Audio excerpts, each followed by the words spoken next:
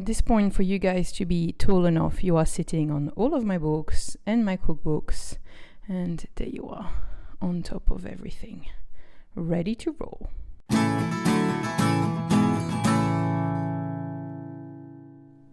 Hi, welcome back to a new video. Very exciting having you here. If you're new here, welcome. And if you are a returning subscriber, there's a few of you. Well, I'm really glad to have you. Today, something a little bit different, but still in the realm of clothing and handmade things.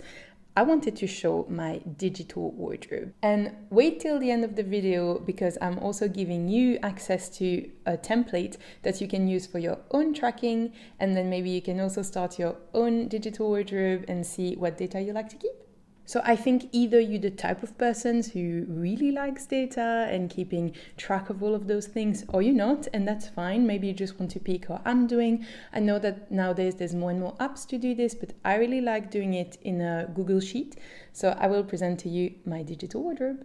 So first I wanted to quickly mention why I do a digital wardrobe. And let's face it, the first reason is that I really like the data. I really like to be able to see what I'm wearing, how, when, and everything. I think you are a data person or you're not. So we're gonna start it there. I just like it. And I don't find it a lot of work to have to input my data every single day in my app. So I don't really mind. Where it can actually be quite useful, it helps you to look at the data and maybe sometimes get the emotion outside of the equation, because you might think of your clothes and think, oh, but that top, I really love it. But then you look and you see you never wear it. So either you make a conscious effort of wearing it and then you can see the data and you can see that you start wearing it, or maybe it gives you actually the data to part with said top. Personally, it also helps me to see where I have enough clothes and where there's definitely enough numbers in the category, or where I can maybe have more because it's a category I wear a lot of, for example. So it truly helps me to see what I wear, what I don't wear, remove the emotional, and actually look at the data. And I'm actually quite excited to share all of this now because I've been tracking the data in my wardrobe for over a year now. I started in the app Wearing, and then I really didn't like it because I actually track my clothes not to have the little visual thing. So if you've seen those apps, you can actually create your outfit in the app. I don't find this particularly fun. That's not why I do it. I do it to have the data afterwards. And the app bugged quite a bit actually on that front. It would say, these are your never worn items with never worn. And it's like, okay, but I have worn this and you can see it because I've worn it on that day and that day. So because the data wasn't working really well and I'm doing it only for the data, it didn't work for me. So I actually ended up creating my own. I find it quite exciting to create my own database because it allowed me to keep track of what I cared about and not what the app thought I cared about. For example, the app would give you little pie charts about your wardrobe, but it wouldn't put handmade as part of the options in the pie charts. And it's like, well, handmade is something I care about, and you can put it as an option, but afterwards it would just tell you how much is pre-loved, how much is new. It's like, well, I care about handmade, so put it in the chart. So sometimes you just need to do things yourselves, and that works better. So I will give you the tour in a second, but I also have a clothing graveyard section, and this helps me to see what didn't work in those clothes and maybe to better inform clothing purchases in the future. So let's dive right in. So welcome to my digital wardrobe. So where I organize this, I have all of the different categories. So the way I've chosen to organize it is I have my t-shirt first, long sleeve t-shirts. I go into blouses and shirts, long sleeve blouses, cardigans, sweaters, jumpers, jeans and pants, shorts, skirts, dresses, and finally shoes. In my head, I really like to think that I would keep my wardrobe under 100 items, but the truth is, you can see here, I've just passed this 100 item numbers because I have 102. It says 103, but there's the title line. But I have a couple of items, so those 4, they're actually not fitting me right at the minute. They're a bit too small, but I also don't want to put them in the graveyard because it's not like I'm saying goodbye forever. It's just they don't fit at the moment. So not really knowing what to do with them. They are in gray here at the moment. Long term, it doesn't make sense to keep them there, but for now, that's how it is. Okay, so what are the different columns I care about? So I actually have worn this year. Originally, I had just one worn column, but because now it's been over a year that I'm carrying this, I do think it's interesting to see, because maybe you wore something a ton last year, but it doesn't work for you anymore this year. And so I think that's a data that's also interesting for me to have. So I have the total column here. So this column actually totals worn in 2023 and worn in 2024. But I do find it interesting to have separately this year. I then have the types. So things can either be new, secondhand, or me-made. I have the start date that I have only for newer things, because I didn't have that option in the app of putting when things were purchased. So that's only for newer items or items I've tracked on Instagram. So I knew roughly when I created them. Number of wears, the total, the cost, and then what I really like is the cost per wear. Because as you know, you might have items that cost a little bit more, but actually we wear them so much that the cost per wear ends up being very little. So what I find interesting to see when I look at my wardrobe is that in some categories there's a lot of me-made or second-hand. So for example, here it's mostly second-hand or me-made, and the only new items are actually quite old pieces that I've kept for a while, except this fat face top. We were stuck in London on our way to Australia last year, and we had to get a change of clothes, so I bought a new t-shirt, which is why this is a bit of an outlier. This top is very old. The rest, you can see there's really categories where you can make a lot yourself. So this is almost entirely me-made. Blouses as well. Blouse, still a lot of me-made. Cardigans, as I wasn't knitting until this year, you can see it's all new. But no, I'm gonna start knitting, so probably this category is also gonna slowly change into me-mades. Same story for the jumpers. And then you can see that all my newest pens are actually secondhand. I now buy, I just find new pens quite expensive, so lots of them are secondhands, and I actually want to learn how to make jeans. So maybe one day this also becomes entirely me-made, and those items are actually quite old. Really, all of the items that are considered as new in the tracking, they're actually quite old. So that's why, because I barely buy anything new nowadays. Just if you care, what I still buy new is lingerie, but I'm learning to make bras, so maybe that's going to change as well. Sportswear, coats, especially really technical winter coats, thicker coats, waterproofs, etc. Shoes I buy secondhand, so not even, but maybe I would buy some shoes new. So this is it really. There's very little I still buy purely new. So as I explained, those four are a bit in the purgatory at the moment. I'm leaving them because I'm not sure how to sort them. And obviously shorts, skirts for this year, they have a very low wear count because we are in March, so we just went through winter. I'm sure they will rank up a little bit more wear in the coming month. So I've just set a rule to see which items I have worn more than 30 times. So let's see which ones they are. They are actually my two cardigans. I mean, I just don't have so many cardigans, so I just wear the same ones on repeat, especially because the white one and the monkey one are my only two summer cardigans. So I just wear them over and over. Makes sense. The jeans, 80 wear, yeah. I mean, I've had those jeans longer than I've had the other ones, so I have worn them a ton. And those ones, those are my wife's jeans. She bought them in Australia and I stole them. Look, the number of times she steals my clothes, I think it's only fair that I steal hers for once. And those skinny jeans I also worn a lot, but at the moment in the purgatory because they don't really fit me nicely anymore.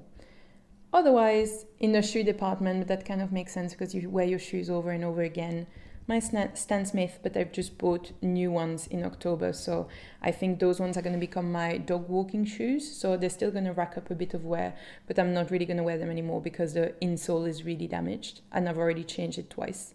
And my winter boots and my slip-on boots, but obviously that makes sense. They also had a couple of winter already through, so. Hey, note from editing Noémie, because if you might think that argument about the shoes had several winters makes no sense because you have 1 year of data, so everyone had equal chance to be worn. But we actually spent almost a month in Australia last summer, so this explains why there was more winters, because we were in Australia during our summer, so it was winter there, so I had more wintertime shoe wearing. Something else I was curious to look about is look specifically in my me-mates for the items that have the most wear. So actually, it's really not the most exciting items that have the most wear. It's the most basic ones. So these are my white long sleeves t-shirts and blue long sleeve t-shirts with 27 and 30 wears. And it just makes sense because I go to the office twice a week, so I tend to wear nicer blouses twice a week. But then when I'm home, and like especially if I'm walking Milo in winter, if I want to be warm and cozy, I find that a t-shirt material keeps you much warmer. It's really comfortable. So I wear those a ton, as you can tell. Which makes me think, if you feel like you wear your clothes a lot, if you think, oh, I wear this every day, I have such a high wear count on it. It's interesting to track it, because if you think that these are my most worn t-shirts, I really feel like I wear them a lot. But the total 30 wear over, now they're 2 years old, it's not that much in the grand scheme of things. So maybe you don't wear your clothes as much as you think as well. We have the feeling that we wear them a lot, but actually the numbers show none of my clothes are being worn that much, and I am dressed every single day, believe it or not. So maybe it's also an interesting exercise to do, to actually see, well, if you own so many clothes, maybe you can't wear them enough to make it really sustainable or worth it. I mean, just food for thought, but I find it quite an interesting thing to notice in my own wardrobe. Yes, in the older blouses that had a bit of time to be worn already, I'm not surprised at this. I will put it on screen. And this one are the most worn, so that the Be Pretty Dark blouse and the Harmony Feather blouse, I'm not surprised. I mean, they're older as well, so I had the chance to wear them more. And this one, actually, I think it's soon gonna go into the graveyard just because it's old. It wasn't as well made because I wasn't as good at the time. Also, I totally messed up the button placket, so I had to rechange it a little bit on the spot. And I didn't really think, well, if you keep tinkering with this part and making it smaller and smaller, because I kept tinkering, now it's like the button makes it really tight, so I always have to remove the button to go in and out of the blouse, and it's just not very neat. Doesn't bring me a lot of joy. 15 wear is not that much for something handmade that I spend money and time on, but I think that's also, you learn. I have made the decision to learn sewing on my own and not to go to classes, and I think, well, sometimes the cost of the fabric is the cost of the classes I didn't take. Something else I wanted to show in my wardrobe is that I have, my wife helped me with this. I really wanted the items to scream, wear me, if I have zero wear on them. This, I think, yeah, it's a crop top and I have not felt comfortable wearing it so far. And those two ones I have got too recently to have worn them, because I got them just at the end of summer, so I didn't get to wear them yet. But so I like having those items reminding me, wear me, wear me. As you can see, I have a couple here. They also, yeah, just finished them now in February and March, so it makes sense. I haven't worn them yet. But this column with the cost per wear, I find really interesting, because it really shows you the value of what you buy, and maybe something can look expensive at the start but doesn't end up that expensive. For example, my Stan Smith were 110 euros, but they come at less than 60 cents per wear because I've worn them just so much. Other very low on the wear count, those jeans, oh my god, no, it's not the one I'm wearing today. Those jeans are at 50 cents per wear, obviously because you buy them secondhand, they're already cheaper to start with, so that helps. It doesn't look like in the Me Made so far there's anything with a really good cost per wear, so maybe I need to wear my Me Made more to make them worth it. Oh, actually, that is also because some of the Me Mades that are the oldest, that have been worn the most, it was before I had this Excel spreadsheet, so I didn't have the price in. As you can see, where is it? Yes, so for example, this Me Made with the 19 wears, I don't have the price, so it's hard to tell what actually the cost per wear is, but probably one day it's going to become a good cost per wear, hopefully. Let's go into the data, which is also something my wife helped me with, and I find it so exciting. So you have the number of items in my wardrobe, how many are new, how many are secondhand, and how many are handmade. This you can also find in this lovely chart. So I had actually more new than anything else, but now I'm excited to see that the new is getting smaller and smaller. It's still a lot of my wardrobe, but to be honest, it's all stuff that I had from before I was sewing, or when I was starting to sew. I still had to buy new things. Shoes, I still buy new, as you know. So I'm excited to see how this is going to evolve with time. I also have worn less than 5 times, because I think if you haven't worn something even 5 times, it really puts into question how good of a purchase it was.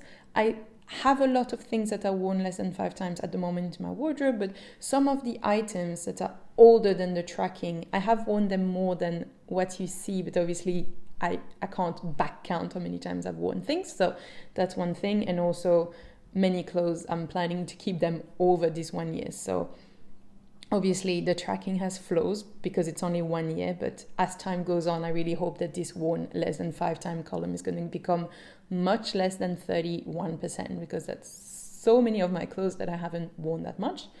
And I have 8 items that have been worn more than 30 times. So in the sustainability realm, we say, oh, if you wear something 30 times, it makes the cost and the manual labor worth it. Obviously, in this case, if it's my me-mades, it's my own manual labor, but I think still it's a good number to keep in mind to see, have you worn this enough? I'm not going to go in the notes because that's all my personal notes.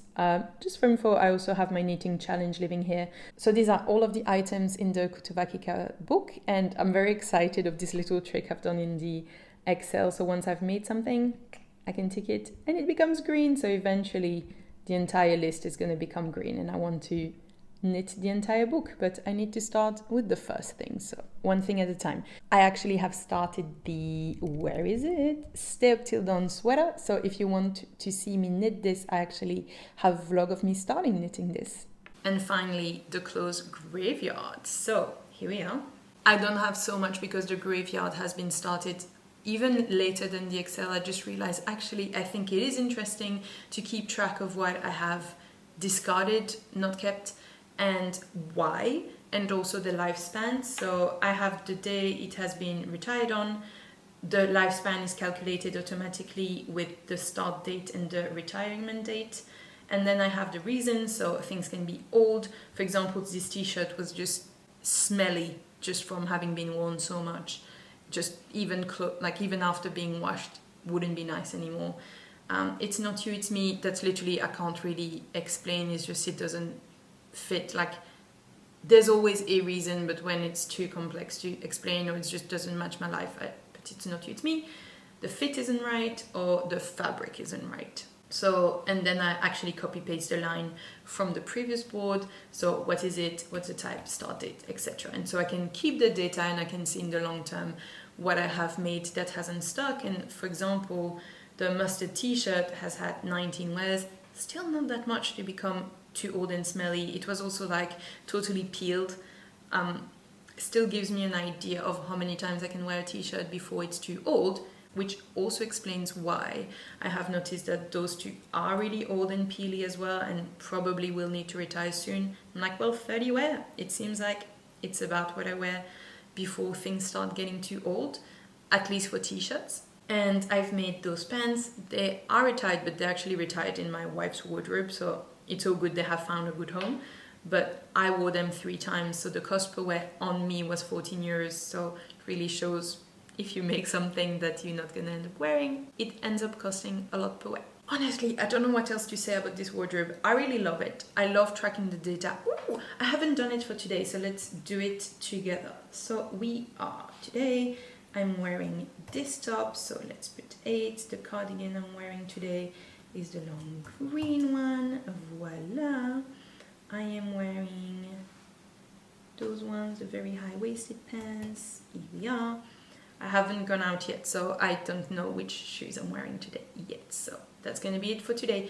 If you have any questions on this, let me know in the comment and I'll be really happy to answer them, because I'm showing you this, but I don't know what else to say about it.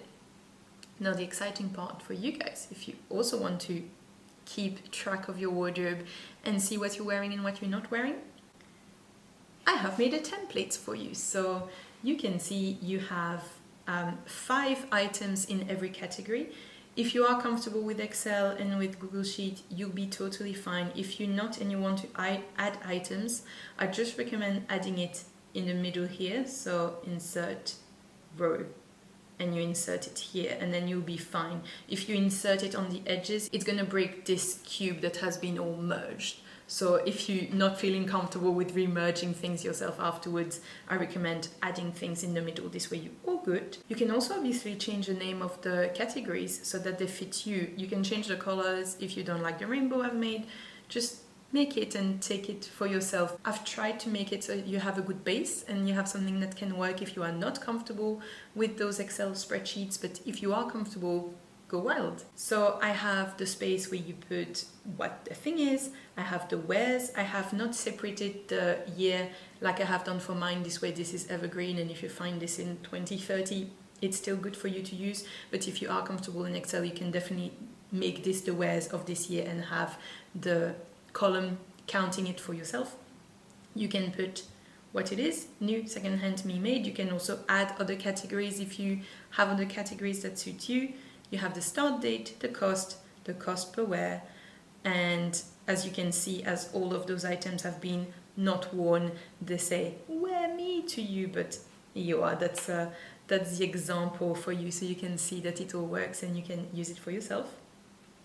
You have the data sheet, which also counts the number of items you have, the different categories, worn less than 5 times and worn more than 30 times, and the lovely little pie chart.